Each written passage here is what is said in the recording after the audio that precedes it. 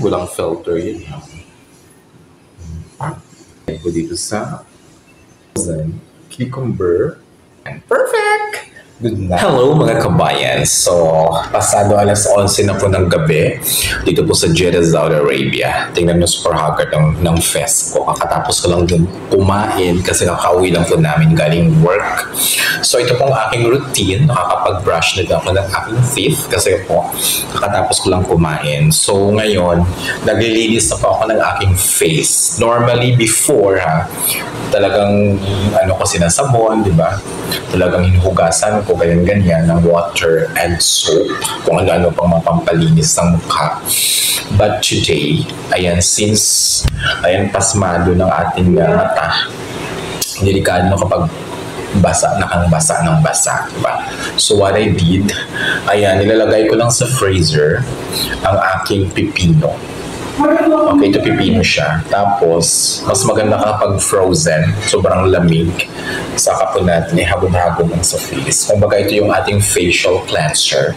Yan sa nagagamit po tayo ng mga facial cleanser, yung mga binibili nyo na talagang ang tatapang ng mga chemicals, di ba, na hinahalo.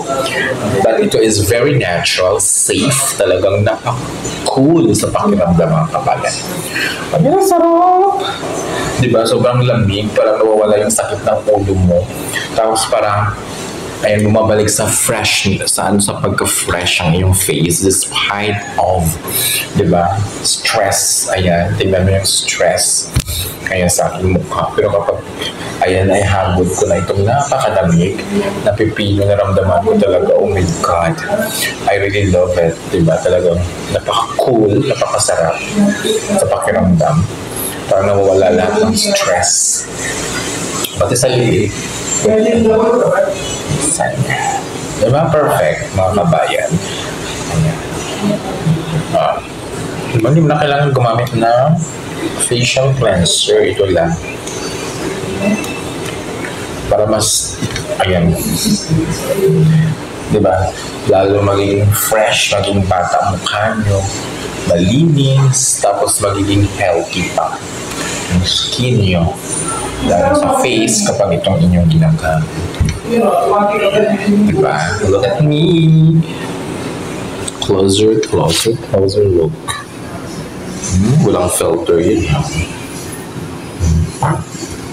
Diba? Walang wrinkles, super fresh. Dahil po dito sa frozen cucumber or pipino na ginagamit natin paglinis.